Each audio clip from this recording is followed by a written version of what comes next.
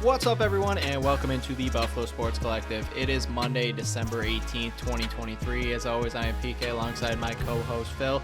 Phil, very, very busy weekend. I know not just for Buffalo Sports, but for you in general. You just told me that you had to work on Sunday, so we won't do any pleasantries here. We'll just dive into it because there's a lot to talk about, and I know you want to get to bed. So you can follow us on Facebook, Instagram, and Threads at Buffalo Sports Collective, and on X and Blue Sky at Buffalo Sports Co. Don't forget to subscribe to the channel wherever you listen to podcasts. Check out our website at buffalosportscollective.com and look for the time breakdowns in the description of the show. We will start with the Buffalo Bandits, a big victory on Saturday night, not just because the banner went up in the rafters, but you had 17,200 people in attendance that wanted to see a victory, and they got just that. The Bandits took down the San Diego Seals, who came all the way from California, have to ship them all the way back now, 12-9, a 7-3 run in the second half for the Buffalo Bandits, including 5 straight goals in the third quarter did that. Byrne had 4, Buchanan had 2, Nanico, Cloutier, McKay, Spanger, Brandon Robinson, Frazier all chipped in 1. Vino was on point once again, 39 of 48 save shots for 46 for Buffalo.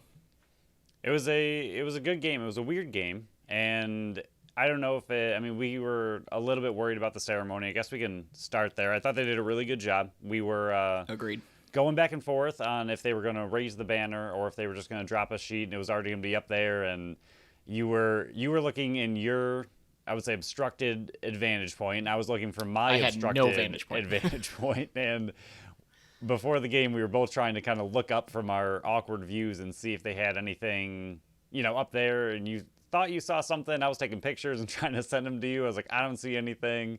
And then they brought the table out and kind of, had it all, and I'm like, okay, and I saw the cords drop. So was really excited to see the slow banner raise. I think what they did was really nice with the multiple videos, the pictures, the banner raise, and just everything they did. I thought they did a really nice job with the presentation, with everything. And again, like just attributing a lot of it to the fans, to the players, the coaches, everything. I thought it was a really nice presentation for the banner raising. I thought the team did a good job transitioning from that to the game. Yeah, I think I'll just speak on it really quick first. Seeing the Ryan Miller thing last year where his number got retired into the rafters and the RJ number, or his initials got retired in the rafters, we should have known because they did exactly on Saturday night what they did with those two. So it was pretty clear and obvious. We should have just used our past history of what they did, even though it's a different organization, it's the same ownership and same building, then we should have known that was happening. I agree. Everything they did was completely on point. I loved every second of it. It just proves that when the organization really wants to put meaningful moments and opportunities out there, they kill it. They absolutely knock it out of the park. Just wish they would do that all the time. But, I will take it where it can give it. Like we said, we'll pat them on the back when they need to. We'll tear them down when we need to. But this was the whole lead up to it was absolutely flawless. I loved every single second of it. I got chills once again. And then, like you said, turn the page to the giveaway. I thought it was great. We didn't really know what the little banner would end up being. I thought it was going to be a smaller one. But I thought the quality of it was really, really nicely done. The fact that they didn't have just like 5,000 for the first 5,000 fans. They had every single person in attendance. If you wanted one, you were going to get one, and that was a lot of people in attendance. So even the giveaway, I thought they did a really, really nice job with. I think it's one of the best giveaways they've ever had as a Bandits fan, and just having the scores on the back, I thought the quality of the banner was nice, and again, having that many available that if every fan in attendance wanted one, they were going to get one. I thought they did just a really nice job with that too. Yeah, agreed. I think I was telling you this is the best giveaway they've ever given. Yeah. We both assumed even before they made the announcement that it was going to be banner, but it was like 3 times the size I thought it was going to be. And then the details on the back of the scores of the lead up to the actual championship, I love that too. It's just they had all the small details. And then even the rings. I love the amount of detail and the effort they put into those championship rings. I've already got a ring. I know you're getting a ring next year, but slightly different. I got 9 fingers, man. If you got extras, I know you got extra banners, got extra rings, but no, those rings were unbelievable. The amount of detail and thought they put into those, I think this organization completely knocked the whole thing out of the park. And I was joking on the last episode, yeah, because it might be another 15 years until you get another one of these.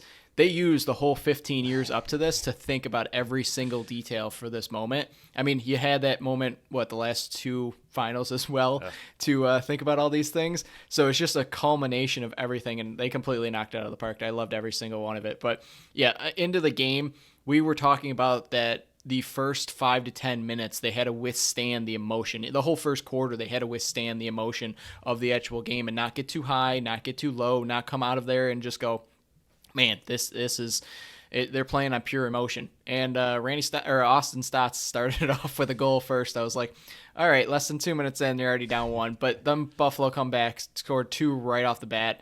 I think that calmed them down. I think Josh Byrne getting his goal and then Brandon Robinson, who we'll talk about in a second, getting his in the transition game, I think that calmed everybody's nerves. And I thought they did a great job of coming out of the gate, not too high, not too amped up, because in those situations you can go out there and take a stupid penalty or get, try to look for that massive hit to keep the audience into it and the fans into it. But I thought they did a very good job of kind of buckling down and, 3-3 after the first quarter, after all those emotions. I thought that was very, very critical for them to come out of this one with the W. Yeah, even the entire first half seemed like a little bit of a feeling out situation from both teams. I mean, there was a lot of back and forth between the entire first half, and you and I at the end of the first half, we were like, all right, not great, but it seemed like they were just trying to kind of survive the first half, and not really in a bad way. They played pretty well in the first half. They didn't look awful or anything, but they looked tentative. They just looked a little bit off, and it seemed like they were just trying to fight to stay in the first half to keep it close, and I think they did a good job of that. I mean, like you said, the emotions of everything going on were running really high, so for them to keep it so close in the first half and kind of like settle into the game, settle into the crowd and everything, I think they did a really good job. And then the second half came.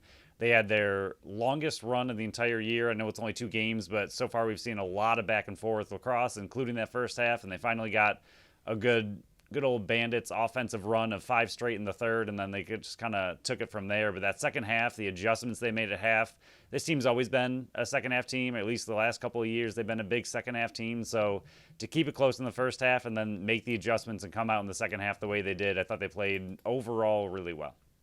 Yeah, just to look back at last year's, they averaged 5.5 goals in the first half and then 6.2 in the second half. So it might not seem like a massive difference, but when you average out 18 games in the whole year, that's an extra 18 goals in the second half. Yes, yeah, it's almost a goal more in the second half than the first half. So yeah, they're staying true to their word. I haven't fully had the time yet because I have a life outside of this, but it's shocking. But yeah, I'm gonna do that all through this week and just keep punching in those numbers so we have more details and more statistics to back up what we're thinking. But I thought what really stood out to me, because in the second quarter, it was that I don't think it was more the middle of the second quarter that seemed like they weren't really gelling, that it seemed like San Diego was like a goal or two away from kind of just pulling away from this. I mean, they went up 6-4. I think the big turning point a bit, at least one that would stop San Diego's run, was a smart move by Matt Vince, who you had Curtis Dixon that was running from his right side.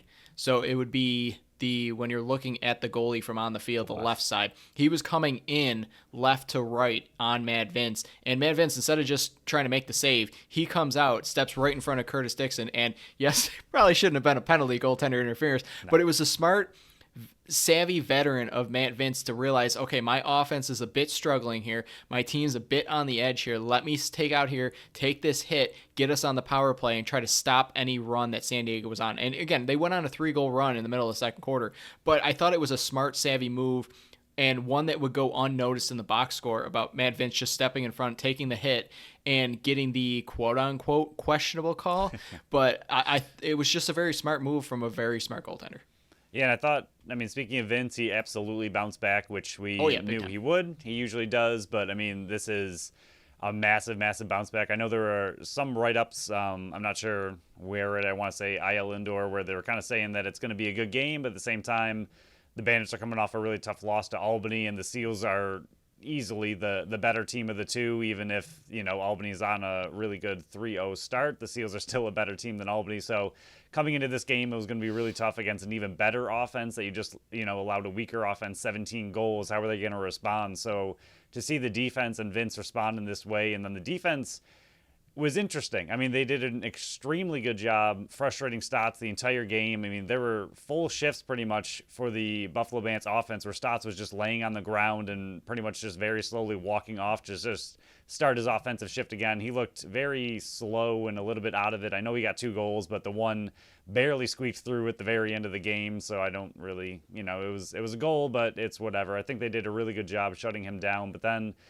Brandon Robinson playing defense was interesting, and I think his ability to get a transition goal was good, but, I mean, I don't know if this is something we're going to see moving forward simply because of the injuries on defense, if they feel comfortable kind of having an offensive defender back there. I don't really know Brandon Robinson's play history on defense, at least in box lacrosse, but he seemed to hold his own pretty well. He's a big guy, so we know he can play that style of physical, just play of lacrosse. And for him to get that opportunity on the transition and buried, I thought it was really interesting to see him pretty much completely. I don't know if you saw, again, I haven't had a chance to break this game down because I was at work today, so I haven't really had a good chance to go back and review it, but did you see Robinson on offense at all? Or was it all, I thought I saw pretty much all McCauley and Cloutier and Byrne on the left side up front, and then McKay occasionally sneaking in there, but I thought Robinson was pretty much all defense, and he did a good job of it from what I could tell. Yeah, I'm glad you brought this one up because I noticed that right off the bat. He was out there on faceoffs, and then even after he scored that transition goal, I turned to Brooke. I was like, he's playing all defense right now. Like, what is going on here? I don't know if it was a mix of they were tired of having 8 forwards out there where you couldn't get the, I mean, you can, but it's a bit more coaching wise you got to do where it's getting the more, and this is not a shot at Brandon Robinson whatsoever. It's just he's not that go-to goal scorer like the Josh Burns, the Chris Cloutiers, the Nanakokes, and the Smiths. Hey, he's got 3 goals in 2 games. Yes. I'm not trying to take a shot at him. It's just his role on the offense is not to produce points. It's to do the dirty work, get those loose balls, and then cash in when the opportunity presents itself. So I think having 8 forwards, I don't know if it was just them wanting to shrink the bench for the forwards. I don't know if it was the loss of Justin Robinson on the back end and you want another bigger body guy on the back end. I don't know if it was you want another guy who's good in the transition role. I don't know exactly what it is. I think the Georgia game coming up on the 29th, their very next game, because they're off this coming up weekend, will be maybe a more telling sign of what their plan is moving forward. Again, I don't know. I liked it. I was actually a big fan of it. I was a little bit worried because he's a bigger body guy. He's not the quickest and the most agile, but he is tough on the back end and he has that breakaway speed. It's just, I don't think he's as agile as like a brother of Dylan Robinson. But right. I liked it out of the back end because there was another threat to a Matt Spanger, another threat with Ian McKay out of the back end, another threat like Nick Weiss out of the back end. And that second goal was all because you had Brandon Robinson playing on the back end. So I don't know if it's going to be a big telling sign of, are they not confident in their defense that they want Brandon Robinson back there? Is that just his new role moving forward? Is it because of the situation? So the Georgia game's really going to tell us more because Albany game, he was completely forward. In this game, he was completely on the back end. So again, I think the next handful of games, if the current team stands it is now and there's no more injuries and, Justin Robinson is not back, I think that'll give us a more tell sign of what Brandon Robinson's role is going to be this year. Yeah, it's hard to get 8 offensive players consistent time in your lineup. So if they're in your active lineup, like it's hard to get them on the field at all times. I mean, the game against Albany, I think we saw Robinson and McCauley rotate a ton, and yes. I think that's really difficult for the players to be in a rhythm. Right, exactly, in certain shifts, not in certain shifts. And I think McCauley did a good job for his role in this game. He was really fighting very hard on that left side, trying to bulldoze people over, trying to make lanes. So he was right back to his role that he enjoyed last season. So I think he played really well. But I think it's really tough to get those players enough play time. And you see it on the right side as well, because you have 4 forwards on the right side, yes. And it's tough for them to get consistent play time over there because you have something that we've mentioned a lot, a loaded roster. And it's tough when you have 8 forwards and only 5 can play at a time. It's just very tough to get those guys out there consistently. So I think, like you said, I mean, it'll all depend on injuries, I think, moving forward. But it was an interesting move to see. And I honestly think it worked out pretty well for the team. Yeah, but with the rest of the offense, this was a Josh Byrne game. And he's so good. he is one of those players that because Dane Smith is on the same team as you, and again, I don't know if this is just, I don't know if their opinions are different around the league in different cities on Josh Byrne, but at least on this podcast, we know how good Josh Byrne is, but when we're talking about this offense, it's always been Dane Smith, Josh Byrne. It's always been, you got to stop Dane Smith, and Josh Byrne also. He's always been... Right. The second name we listed, not the second fiddle whatsoever, but he's just always been. It goes back to my Bert and Ernie reference, where he wasn't Batman and Robin, he was Bert and Ernie, and then he didn't. He joked along with us on my comment where he gave us his breakdown and Smith's breakdown, where I shouldn't have called him a string bean, but that was like 2 years ago. But now, whatever. Josh Byrne is almost taking over and taking this offense and making it become his. And I know Dane Smith still had 7 assists, but Josh Byrne, first game, 9 points. Second game, 7 points, 4 goals, 3 assists, 11 shots on net. It seems like he is almost saying, not that this is my offense now, but I'm going to take over. Yeah, and I mean, he led all scorers with points with 7. I mean, he tied Dane Smith, but nobody else had more than 3. I mean, Nick Weiss had 3 assists. Nobody else had more than 3 assists. So that it was nice seeing the goal spread around. We named everybody that had at least 1 goal, and Nanico, Cloutier, and blah, blah, blah, blah, blah. But I thought the offense in the second half really clicked. In the third half, they definitely clicked. But I thought it was the power play that really got them going. Yes, they were 4 for 6. But in the second half, they were 3 for 3. And that first power play, I was like, man, they're too slow. The ball's not moving around quick enough. Something clicked in the second half, and the power play really looked absolutely fantastic. And I thought that was part of the reason their offense started, moving and grooving a bit more, because San Diego has a very good defense. Yeah, one thing that I've noticed, again, it's killing me that I haven't had a good chance to go back and look at this, because I want to see. Quit your job, go full-time podcaster. I wish.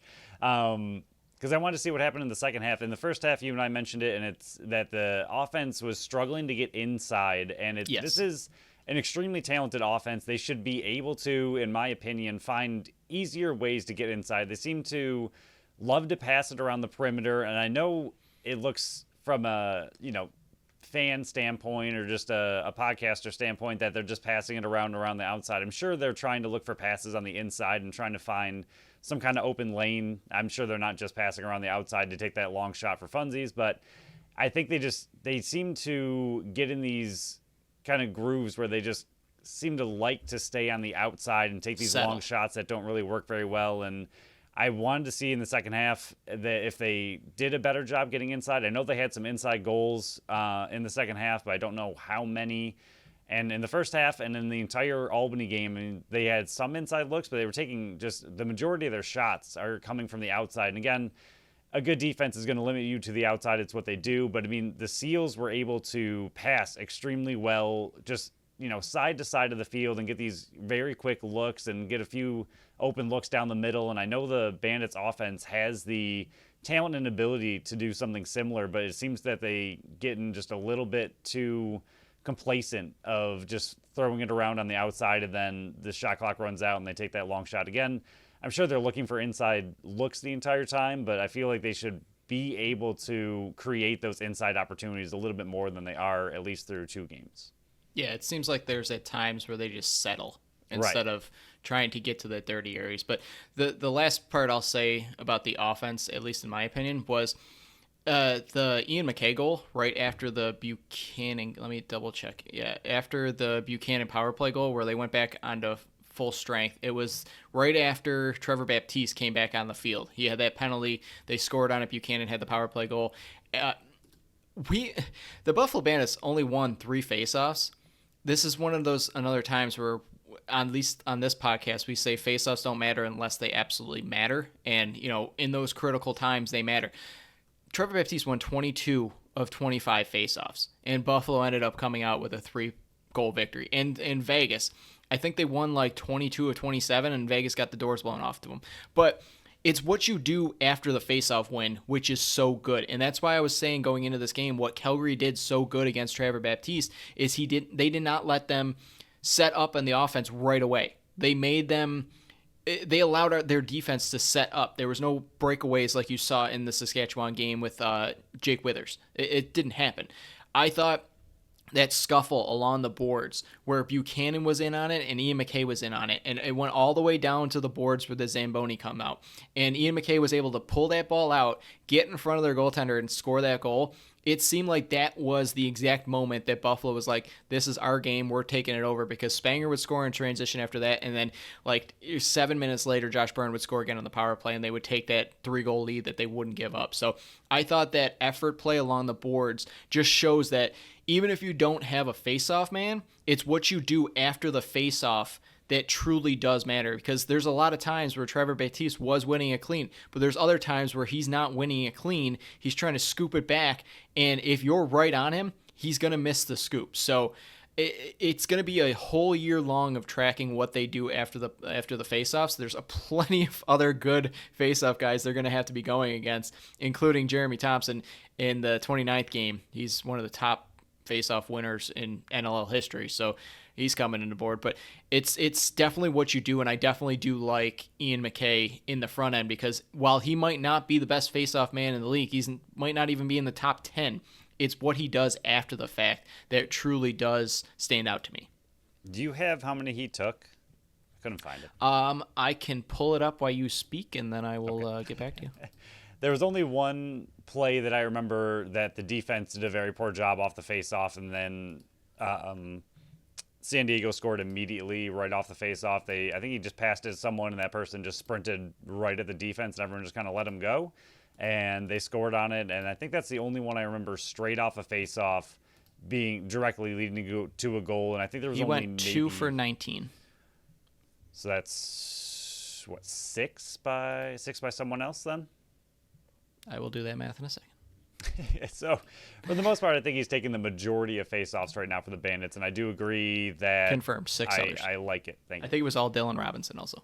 Yeah, so I mean, I like the idea of the defenders, if they can do it, taking the face-offs for that exact reason that even if you don't win it, you're going to find a way to just not let them win it cleanly or not set up immediately after the play. There was only one that I remember where they scored right off the face-off, and it was within seconds after the face-off. They just sprinted down and scored. But for the most part, Ian McKay is not allowing that, and even if they do win the face-off, he's right there on defense to set up and play defense, which he's extremely good at. So I think it's really crucial having him as your face-off guy if you're not going to have a Max Adler on your team. I do like him in that role, and I hope they continue rolling with it. And speaking of that goal, they had 3 goals in 44 seconds in that span, which turned the entire game right on its head. I mean, they were down 7-5, scored 3 in a row right there, and ended up scoring 2 more a little bit later. But, I mean, the 3 right in a row to really swing the momentum after San Diego came out. I think it was a shorthanded goal in the third quarter that they scored. Was that the one that was behind the back, or was it a different time? Or was that just a goal? That was not a shorthanded. That was Westberg out of the third quarter. He just scored that 28 seconds into it. Yeah. So that one, again, I mean, just right off the third quarter, right off half, you go down 2 and you're trying to keep it close, and then to rattle off 3 in 40 seconds or 44 seconds, I think was huge for this team to really get the momentum back in their favor, and then they kind of took it over from there. But overall, really, really good game. I mean, everyone bounced back, and this was going to be a huge game. You could tell it got a little bit chippy at times, but the Bandits, for the most part, kept their heads and didn't allow it to get too chippy. I thought they did a good job not really fighting or really giving in, but definitely 2 really tough teams that know they're at the top of the league. Both wanted to win this very badly, especially because this unified standings is just insane, that you have to win every single game, especially when it's 2 top teams. I mean, you see the Seals one time. If you end up with the same exact record at the end of the year, it's going to go down to your head-to-head. So it comes down to this game, the second game of the entire year, could decide if you're, first, second, third, fourth seed, wherever these teams end up. If it ends up with the same record, it comes down to this head-to-head matchup. So even if it's just a 1-game series, it's just massive in this unified standings. You could tell that both teams in the second half, as things were starting to slip away and for San Diego, they started to get a little bit more chippy, but the Bandits, while fighting back, didn't seem to really give in too much like they did in that Albany game. Yeah, that shorthanded goal was from Westberg. I look like an idiot because it was on the goaltender interference penalty in the second quarter. So, yeah, it really came back to bite them. But yeah, I guess we can flip over the defense, what they were able to do. I still think they have some things to clean up, but they used that week to get rid of all the big-time glaring errors that we saw in the Albany game. It seemed like Matt Vince was able to more get the guys where he needed them to go and create the lanes. There was a handful of times where I could tell that the defense was a bit lost. Some guys were lost out there, not knowing exactly what to do. But again, 2 games in, that's expected with a young, and with the amount of injuries they have too. Yes. There's new players all over the place. But I thought the defense looked a lot better in this one. One guy that really stood out to me, and again, it was a whole group effort. That was, Dixon, 2, 4, and 6. Nobody was also above 4 points. Westberg went 3, 1, and 4. Doby 1, 3, and 4. Stotts 2, 2, and 4. So you limited that danger offense that we said was going to use the majority of the shot clock and not give them big time opportunities. You limited the chances that San Diego had. But this player really stood out to me, and it's one of those ones that I actually had on the bubble to start the season. Dalton Solver. We mentioned him in the New York game last year, what he was able to do to Jeff Teat when he was just playing on one-on-one. He does not get pushed around out there. He looks like a legit growing defenseman that is almost more of a stay-home guy, which is weird because he's listed as a transition player. But he was locking down some of those. There was a lot of times where he was marked up on Dane Doby and Austin Stotts, and he was not letting them get inside. There was a few times where he slipped up, just like every defender, but I really liked Dalton Solver's game on Saturday night. Yeah, I don't know if the NLL really has this. I think we've seen it at a game-by-game basis, depending on who you're playing and kind of how you want to play them. But he's kind of that shadow corner type defender where he will lock onto one player. They will tell him, hey, go watch him. Wherever he goes, you go. And he does a really good job of shadowing that player and making sure that he makes it not easy for them to get too many opportunities or too many chances. Like you said, everybody slips up here and there. That's just the nature of sports. But for the most part, I mean, the few times that we've seen him go into that kind of shadow defender role, even like you said, against Jeff Teat, one of the best in the entire game right now, he played really well. And then this one again, Stotts and Doby, both incredible offensive players. He was able to lock them down for the most part. So I think he could be carving a bigger role out for himself than I think either you or I would have really seen at the start of this season. I thought we really had him as more of a, like you said, bubble or just, you know, a healthy scratch kind of in some of these games. With all the defensive injuries, he's been able to step up already starting this year. And I wonder if he's going to get a little bit more of a starting role opportunity as the year progresses, even if some of these injuries do end up coming back. I mean, we've talked about it a lot and arguably too many times so far, but this roster is loaded. And when these injuries do get healthy, there's going to be some very interesting roster crunch time decisions that are going to have to be made on a week-by-week basis. And Solver's playing his way into more play time from what we can tell. So, Phil, we talked about this one for close to 30 minutes now. The only other thing I have to say before we dive into the milestones and then the look around the lacrosse, because I know we're trying to move on forward because the Bills game just ended about half an hour ago. We want to talk about that one. But I have a public service announcement to everybody. I'm looking directly into the camera here. Everybody out there, you've listened to me for the last 2 years. I made a sign that said ban the wave. I've turned heel. I am pro-wave. The curse is broken. The demons have been expelled. Look at me. Look at me. I'm looking directly in the camera. Do the wave all you want. It's over. The demons have been expelled. When the sign comes back, I'm going to be circling the word ban and crossing it off. The Buffalo Bandits scored when the wave was going on. Then San Diego comes back and scores. But guess what? Foot was in the crease. Disallowed.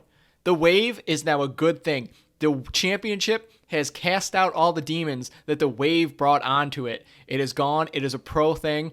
I still am not a big fan of the wave at sporting events, but I am not against it. I am not banning the wave because it, as of right now, 1-for-1, it is a good thing. I reserve the right to change my opinion down the road, but for at least this season, I'm going to prove and keep count. When the wave happens, they're 1-0. Yeah, I'm not giving up that That's easily. Fine. I need That's fine. a I will bigger give you sample my size than one game. Also, I think you should make the Michael Scott where he circles don't, and he like crosses off everything. I think you need that for the wave. Don't cross off Just the make wave. everybody come. Yeah. Yeah, But I really just want this on confusing record because the people I was sitting with were a bit confused on when I said it, and I don't know if they were confused or just rightfully against it. And there were gasps when I said I'm pro wave. I said this before the Buffalo Bandits scored. I said when that wave started coming on, and everybody looked at me because they know I'm against the wave. I went, guys, this is a new season. This is a new PK. I am pro wave now. I do not believe that this is a curse anymore. I think the championship broke the demon. And then the Buffalo Bandits scored, and I went, look at this. And then every time that the Buffalo Bandits would drop a pass or they didn't score, Pat would just turn at me and say, see, the wave is still bad. I was yelling at my brother who was attempting to do the wave. He did it the whole time. I was like, you stop that right now. I think it was was it a power play that stopped it immediately when they first started getting it going, and then immediately there was a penalty, I think, and the box chant kicked off, and I was like, there it is, it's done, you survived, yes, we're and then good, and then they again. kicked it back off again. I was like, no. Yep, that happened. So yeah, we even earned a power play during the start of the wave. So yeah, I still won't participate in it, but I am not against it. I will not be trying to get people to stop doing it. So you're welcome, America. I'm pro wave. I've turned heel. Come get me. So we will move on to the milestones. There was a ton of them that were possibilities, and a ton of them actually hit. Mad Vince has sole possession of 5th place. He jumped Sean Evans for 271 in NLL history. Mad Vince is also at 50 wins for his Bandits career, which means Johnny T is also at 50 wins for his Bandits coaching career. Nick Weiss, he played, so he tied Kyle Cooling for 9th place in Buffalo Bandits history, 113. He will get to 114 if he plays on the 29th. Josh Byrne had 4 goals, so he passed Ryan Benesh. He is in 5th place in Buffalo Bandits history. Matt Spanger had 2 caused turnovers, so he is not just tied with Alex Hill, he jumped him for 6th place, which means Ian McKay has a bit of a ways to go. He had 1, I believe. Ian McKay also did tie Ethan O'Connor for 3rd place in Buffalo Bandits history in block shots, so congrats to all those players that achieved those milestones. According to the stats I'm looking at right now, Ian McKay had 0 caused turnovers. Yeah, that's what I mean. Oh, he had 0. Okay, I said 1. Yeah, you're right. 1. He's still 2 behind Alex Hill for 7th now. But he did lead the team in loose balls, so that's all. He was very good. He's still very good. So we will look around the lacrosse league real quick. I know we've been talking about this for a long time, but like we said, when Bandits are going, this is a mostly Bandit show, so deal with it. Saskatchewan took on Las Vegas. Face-offs don't matter. 17-5 loss for the Vegas Desert Dogs. Zach Mann's 4-1-5. Patrick Dobbs had 7 assists. Ryan Keenan had 9 assists, 10 points. Robert Church 4-3-7. Chiliano 38 of 43 saves. He bounced back very well. Las Vegas, they just look flat, not good. Kells had a very rough game, 15 goals allowed on 45 shots. The 1 o'clock game on Saturday, Albany versus Philly. Albany won this one 15-10 to move to 3-0, 9-4 Albany after a 6-6 first half. Ty Kurtz 2-4-6. Alex Simmons continues to be a Rookie of the Year nominee, 3-4-7. Nate Giernan 2-3-5. Ethan Walker 3-5-8. Jamison 37 of 47 saves. Zach Higgins was not good. He actually got pulled in the 3rd quarter, I believe it was. Same time as the Buffalo Bandits, Halifax took down New York 14-6. It was 8-3 at half with Halifax in the lead, and then 6-3 in the second half, including 0 goals by New York in the 4th quarter. Haha, you have the New York curse right now. Randy Stotts 3-3-6, Jamison 4-1-5, Pedersen 1-4-5, and Hill made 33 of 39 saves. And then the late game, Georgia traveled to Vancouver. Vancouver won this one 15-7, including an 11-4 run in the second half.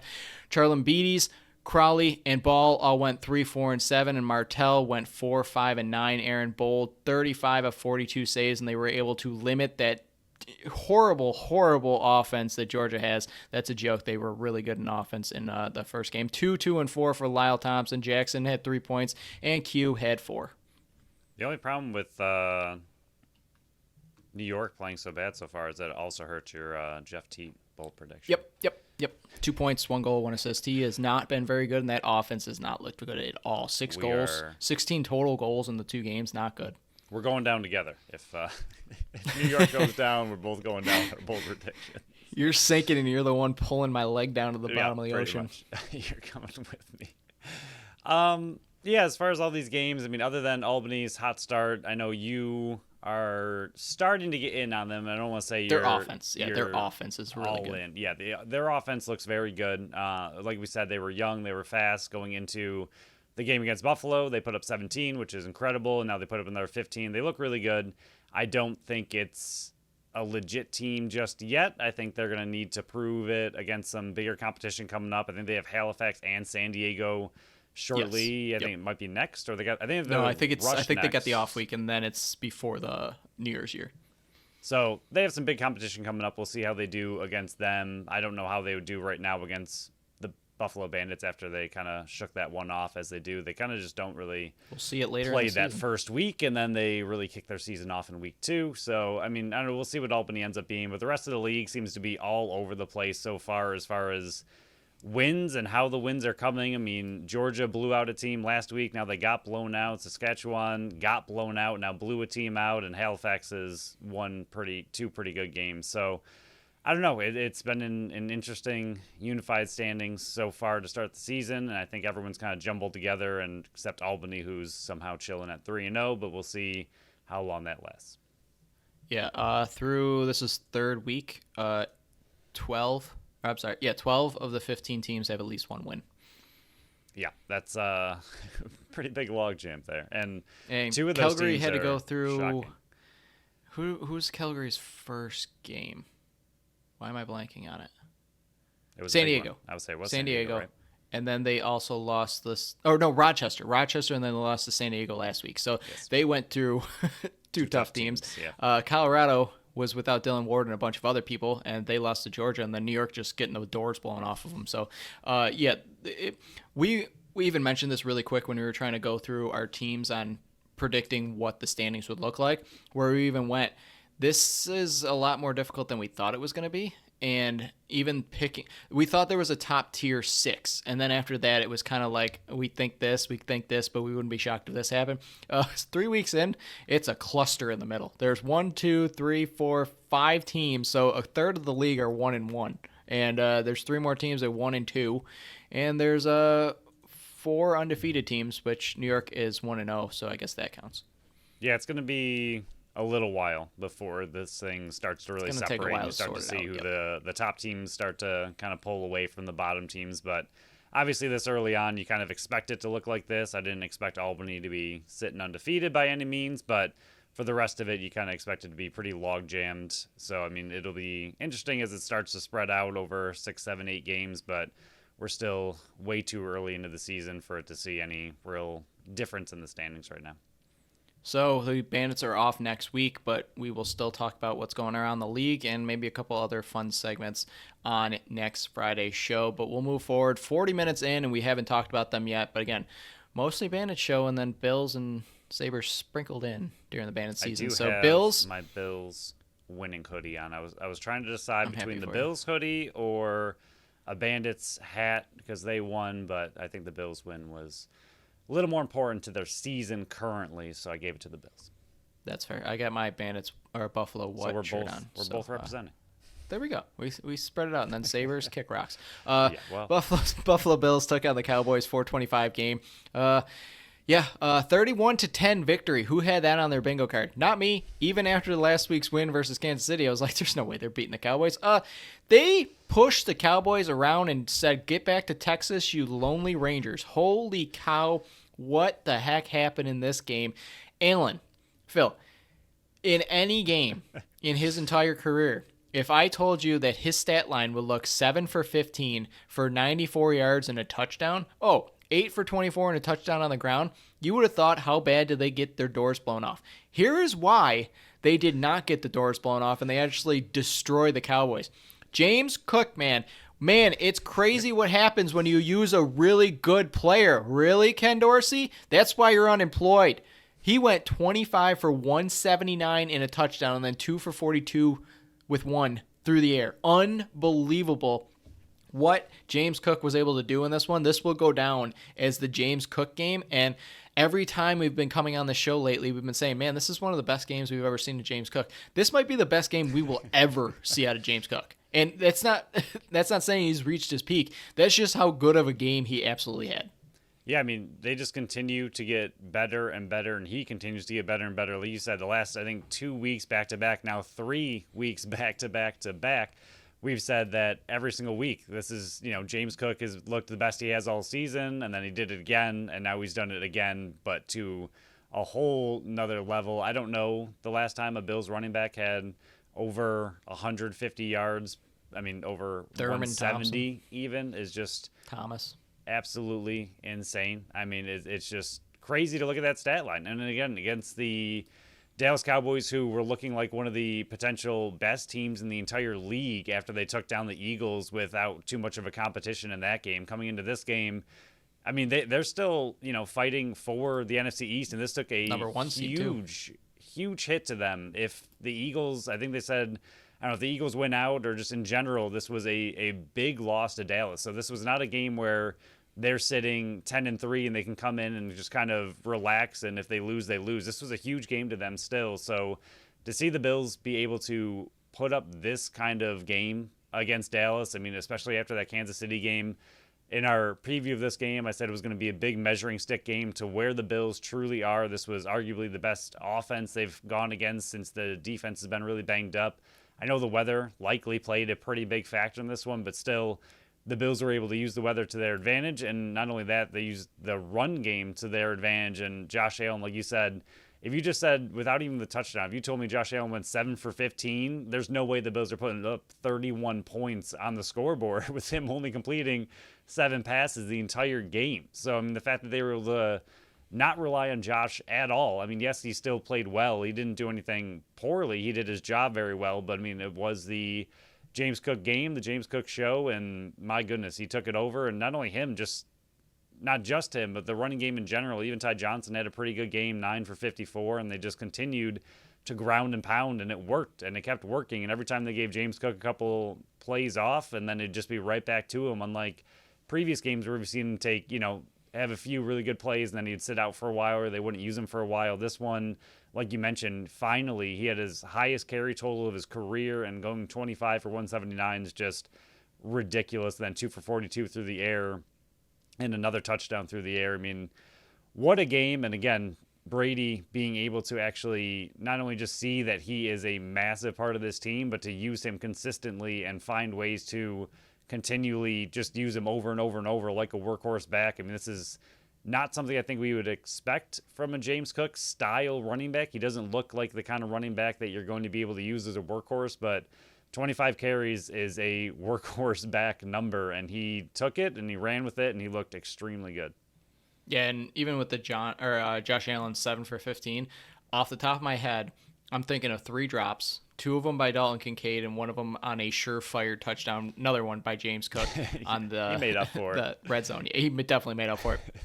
But those 3 drops, I remember one punch out that Stephon Gilmore had on Stephon Diggs, and then, man, I don't want to get too negative, but goodbye, Gabe Davis. That bomb, and I know it was a bit underthrown, but the man didn't even try to go for the catch. He does not deserve any wide receiver 2 money whatsoever, and he's still going to get it out because people are going to remember that 4-touchdown game in Kansas City. But the times have changed since that. He is non-existent, and man, I know he's been up and down in fantasy because, I mean, we've been tracking fantasy for years and years and years, and he's had good weeks, bad weeks, good weeks, bad weeks. He gooses all the time, but that bomb to him, Josh Allen's just got to be going, I can't even trust this guy. He didn't even turn back to make an attempt on it. He just kept running. And oftentimes when you turn back, you get a penalty at the very least. Yes. So pass interference, something like that. But he didn't even try for it. It's like he got lost where it was, and then when he found it, it was like, oh, it's back there. I'm not even going to try for it. But I'm over him. I'm done with him. The biggest thing on offense that I'm a little bit worried about, and again, this game might not be the best time to bring this up, and I think we brought it up last show also, is because they did the running game perfect. The offensive line will not get enough credit in this game, what they were able to do after a bad Kansas City game, because they struggled mightily in the passing game last week, pass blocking. But the lanes that James Cook and Ty Johnson had in this one, and again, less Latavius Murray, thank you, Joe Brady, but the offensive line was unbelievable in this one. I thought the tackles and Dawkins and Brown, they were just creating lanes nonstop. I can't remember. Micah Parsons had maybe, 2 impact plays, but when you're running the ball, your defensive lineman can't really do much. But it's Stephon Diggs. And I'm not saying that he doesn't blend well with the Joe Brady offense. It's just since the New York Giants game, can you guess there's been 8 games since he had 100 yards versus the Giants. He went 10 for 16 with 100 yards. How many in those 8 games do you think he went over for 100? Oof. I mean, they love throwing him screenplays that go absolutely nowhere. So I'm going to say 2. 0. He has not gone over 100 yards since October 15th. Yeah, that's the closest he nuts. came was 86 yards in the Cincinnati game, which is a decent game.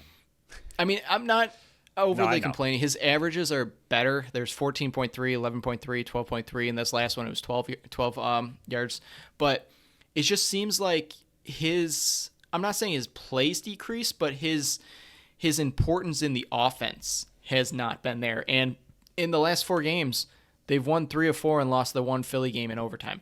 And his role hasn't been super important, which is a bit concerning because there's going to come a time, probably in the Miami game, where he's definitely going to have to step up. And he just hasn't looked the same. Him and this Joe Brady offense just don't look like they're jiving. He's went for over 48 yards one time since Joe Brady took over, and that was the 6 for 11 for 74 yards and a touchdown in the Philly game. So again, probably not the best game to bring this up because he wasn't needed because James Cook just cooked, but it's a bit concerning to me. And again, 31-10 victory. Why am I pointing out the negatives? It's just because of where they are in the standings, you're going to have to get these big moments, and it was a bit concerning.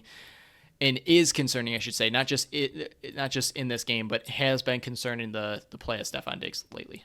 Yeah, and even the announcers mentioned that it's kind of switching from the Stefon Diggs show to the James Cook show in Buffalo in general, like you said, for the last few weeks, at least since Brady took over.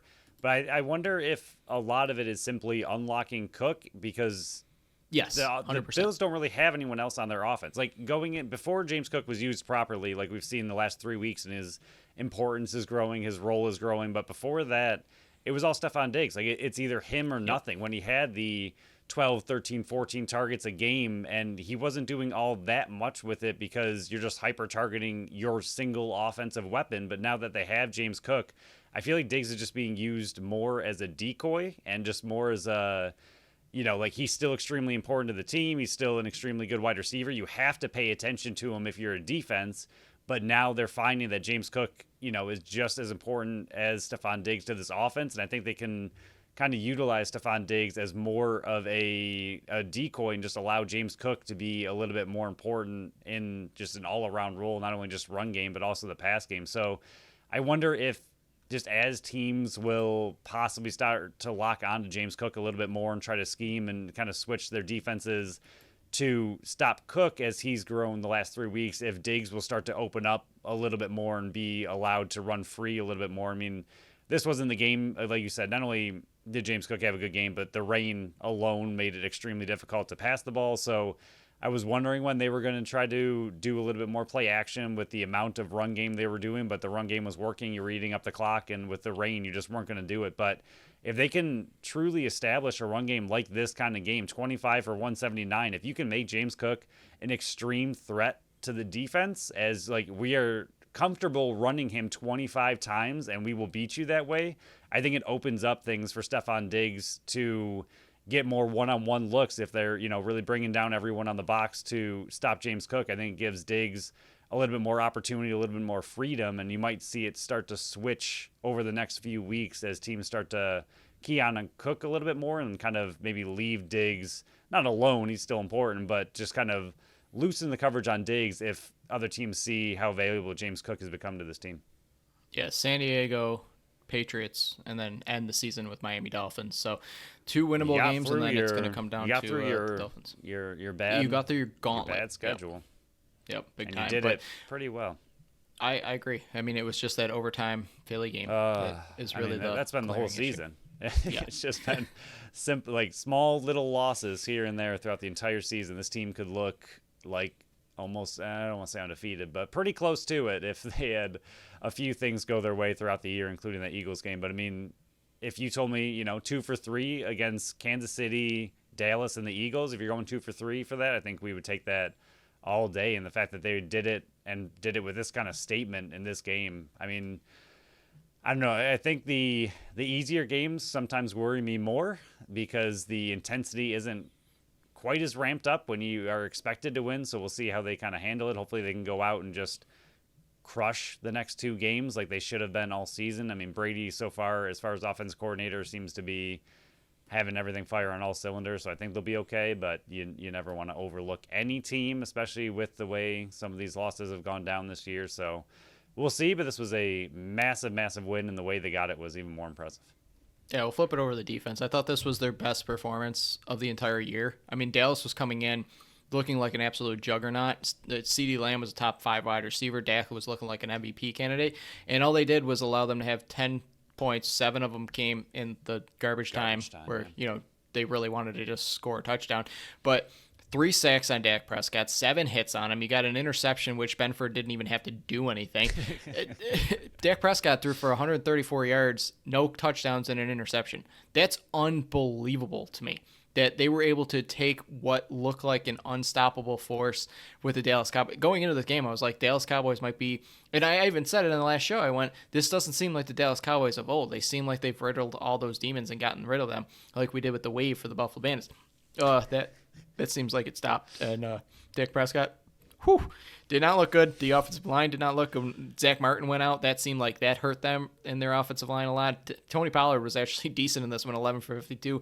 But their defense was just locked down. There was no opportunities. They were not letting them get the doors blown off, that big pass over the top that Dallas is so known for.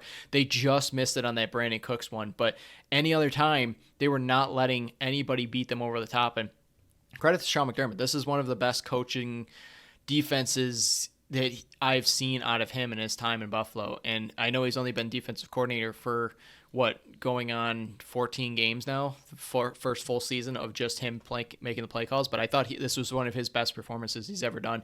And this defense looks locked and loaded, which is amazing considering you lost Micah Hyde as well. And you had no AJ Epinesa. The defensive line was getting to Dak Prescott all night and making his life a living hell. Yeah, Floyd is, again, we've really talked about good. it a few times, him being arguably, he's got to be the pickup of the offseason. I mean, he is just, again, it doesn't always show up on the stat sheet, only 1 sack, which 1 sack is fine. You do that once a game and you got 18, that's a good season. But the way he disrupts things on the offensive line, I forgot which play it was really late in the game where he ended up taking 2 defenders with him, or 2 offensive linemen with him, so Phillips could get in pretty much untouched and sack Prescott. It's those kind of plays that, like, that's not going to show up on the stat sheet at all as, got double teamed to allow somebody else to take the sack, but just the attention that he's drawing and just what he's able to do for the defensive line, he looks incredible. And again, like you mentioned, the packages they were throwing out there, they didn't seem like they were overthinking it, but I think this is one of the best blitzing games that McDermott has also had. He seemed to, when he dialed them up, they worked really well, and other times he was kind of letting it go. So I thought he didn't call too many blitzes, and when he did, I thought he called them really well. So I think, like you said, overall, with the injuries, even more in this game, losing, like you said, Hyde and Epinesa, those are 2 big losses for this defense, and yet they come out and play arguably their best game of the entire year. It's incredible. I mean, what was it?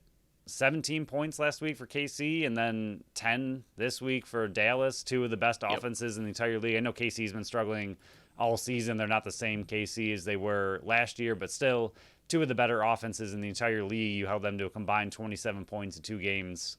They're looking surprisingly good on defense. I mean, just again, with the injuries that they're going through, I couldn't imagine, not that we want to get into hypotheticals, but this team healthy would be even scarier. I don't know what they would look like with White and Milano out there right now. Would be really scary if they're able to do this. I know the weather was bad, and I'm sure a lot of it will be looked at as that, but the defense still did a really good job. And the Bills offense, I mean, had the exact same weather problems, and they were able to put up 31 points on one of the best defenses in the entire league as well. So can't really blame it all on weather, but I do think that this is one of the few times you might admit that it was okay not having a dome. Whatever.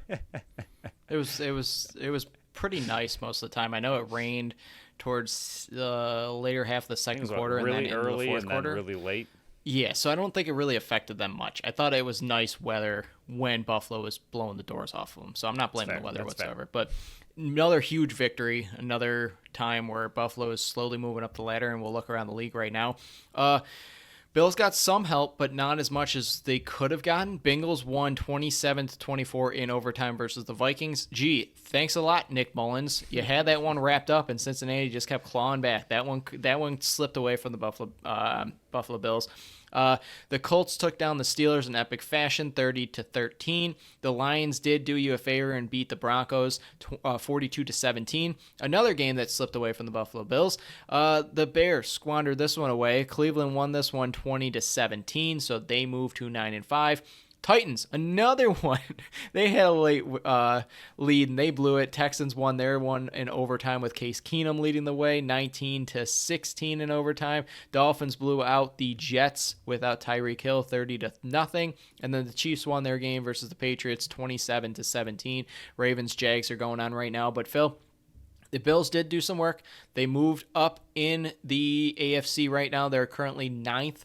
They've got Cincinnati 8-6 ahead of them. Colts 8-6 ahead of them, and the Texans are 8-6 ahead of them. But the one that really bothers me is the Cincinnati comeback, because they got a worse conference record than the Buffalo Bills. Yes, they have the tiebreaker, so that would benefit them. But 3-6 in their conference. Buffalo is 4-5.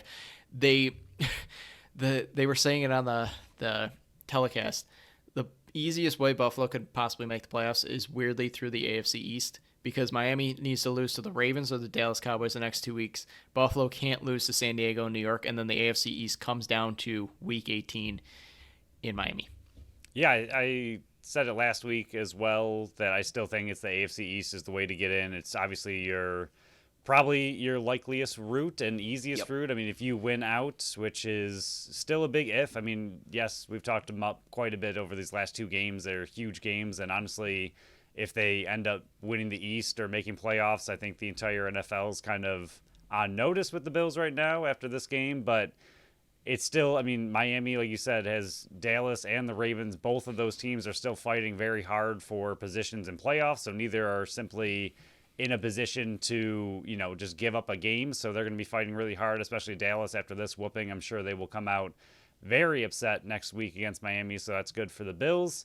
And then the Bills, like you said, if they just take care of business, get 3 more wins, and then you're looking at 1 Miami loss over the next 2 games, that they have 2 really tough games, Ravens and Dallas. So I do think that's still your easiest and best way in, is if, the Miami loses one of the next 2, you win out, then it's yours. But it's going to be still a long ways to go. I know 3 weeks is not very far away, but you still have 3 really big games that you need to win, and you have to hope you get a little help from Miami losing to one of these next 2 games. But I still think that's probably the easier way in, even though a lot of these teams that are ahead of them are still teams that I don't understand how they're ahead of them. And I'm not saying that the Bills, 8-6 record, they've done it to themselves, but I just keep waiting for these other teams to fall off, and they're not falling off. Yeah, they jumped 2, but yeah, they need a bit help. Like these other teams ahead of them just are not very good teams, yet they still continue to win every week and stay just ahead of the Bills. So hopefully they can get some help from Miami losing and win out and just take the AFC East and continue that streak. Yeah, next game is Saturday, rare Saturday game, 8 p.m. in Las Vegas. Or, God, I almost said in San Diego, then I said in Vegas. In Los Angeles, facing the Chargers. New head coach. Easton Stick is your quarterback. You might not have Keenan Allen, and don't you Austin dare Eckler lose. Stinks. So this is a bit scary because teams sometimes play better under their interim coach. So I'm a little nervous about this one. But if you can't lose to Easton Stick, you can't do it. You can't. It won't happen. Come on. I'm not allowing it. But yeah, big game next Saturday. Keep the wheels turning. Make me look like an idiot for burying you after the Denver game. So we'll move on to our final one here. I know we're about an hour in, but this one should go pretty quick. Buffalo Sabres, they continue to make my brain hurt. They defeated the Vegas Golden Knights, who are the best hockey team in the league, 5-2. Cousins, Middlestate had 2. Benson and Tuck were your goal scorers. Levi, 33 of 35 saves. Shots were 35-27 in favor of Vegas. And then in Arizona, the team you just beat earlier in the week. You lost 2-0, didn't even score. UPL 20 of 22 saves. Shots were 28-22 in favor of Buffalo. Phil, only getting 2 out of 6 points on this road trip. Not good. Yeah, it was going to be a really tough road trip. You played some really good teams, like we mentioned. Losing to Colorado was kind of expected. Losing to the Knights was expected, but it did not happen. And then losing to Arizona, I don't know, that was a weird game. I thought they played pretty well, but their offense just could not bury any of their chances. Like they had a lot of chances to score in that game, and they just simply could not put any away. But as far as the Knights game goes, I thought they played extremely well in that game, given who you were going up against. Levi looks amazing. He looks definitely the best 4-game stretch that we've ever seen him play, and I still refuse to believe that his one little stint in the AHL completely fixed him, but I mean, he has done nothing but proven that one ridiculously small stint in the AHL has fixed him. In the last 4 games, he has a 1.75 goals against average, a 9.42 save percentage, and that's including games against Boston and the Knights, 2 of the best teams in the entire league. He looks great. He looks really, really good. And in this game, I thought it was huge that they were able to come back. They were up 1-0, down 2-1, 4 minutes into the third. That is a easy time on a tough West road trip to just kind of pack it in and let the Knights take over from there and just take off. But instead, they fought back immediately, and not only fought back, but then ended up taking it off themselves. And then Benson is another player who looks just ridiculous. I think he's going to be incredible if his development continues as it is. But what he did in this game, the goal he scored to pull that from forehand to backhand to go around the goalie was just such a smart move by a young kid. And then even the pass he intercepted, you could see his eyes just watching that play develop. And then the second that pass took off, he just sprinted ahead, cut it off, had a 2-on-1 with Tuck, and Tuck was able to bury it. Just the poise he has, the ability he has, if his development continues the way he has started his career, he's going to be a very special player. This is one of those games that we've been saying the Buffalo Sabres need, because they need their top players to step up. And I'm including Benson in one of those ones because he has been playing like one of their best players. But this was a great game by Tuck. This was one of the best games we've ever seen out of Zach Benson. And then Cousins, first goal in 12 games, and only his second one in 21 games. We threw out the stat last show that in the 30 or the same amount of games last year, him and Tage had 35 combined goals. They were at 11. I thought this was a big Dylan Cousins game. He had that massive hit, then he got the puck and went down and scored. I thought that might have been a turning point for Dylan Cousins. We'll see how it goes and progresses the rest of the week here coming up here. But I really liked his game. You mentioned Devin Levi. I don't have to go into that one. It confuses me how 2 games in the AHL has kind of completely fixed him. But I guess once he was down there, he's like, I never want to go back. Right. He went down there and went, I ain't taking the bus everywhere anymore. I ain't doing this. So he's completely showed out. Ryan Johnson, another solid game. You're finally giving him time back there, so don't pull him out of the lineup. But the second game was a big letdown. So it's one of those ones the Sabres continue to confuse you, where they play up to their competition and then stink against. I mean, Arizona is a good team this year. It's weird to say, but they're a decent team this year. So that was one of those ones that you should have beat them. But going against Vegas and just whooping them 5-2. What is going on with this team, Phil? It's added to another game where you beat a team you're not supposed to beat. But you lose to teams you're not supposed to lose to. It makes no sense to this team. It's confusing me. They're not consistent at all. And we went over last time how far down their division they are, or the playoffs they are.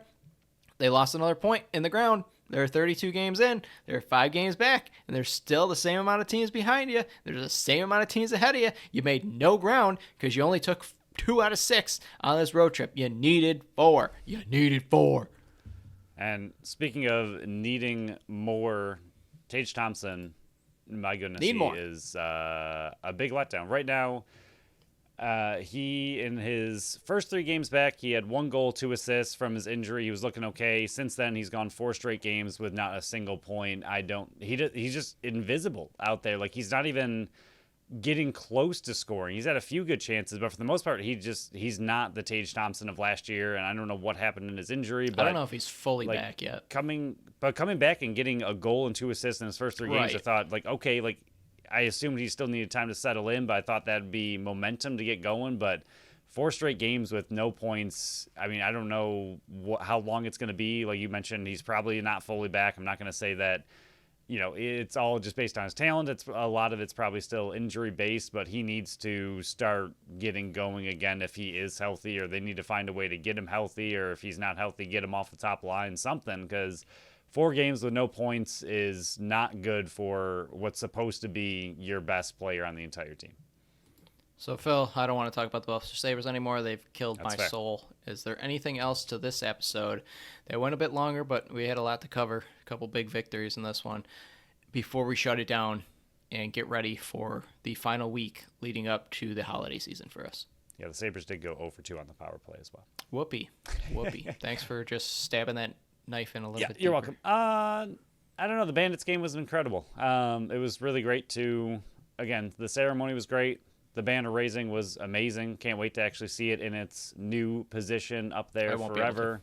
You will not ever see it because of your seats, but I will I feel like I'm going to have to lean my phone forward in order to really see it, but I'll get there. I'll find a way to see it. But for them to not only have that ceremony, but then go out and win, I think it would be really deflating if they lost that game. I mean, it would have been mildly understandable if they kept it close and lost it to a really good team and an emotional night, but for them to find what they did in the second half and come away with a big victory, it was just a bow on top of an incredible night in a December evening that was 50 degrees and pretty warm. It was a pretty nice night.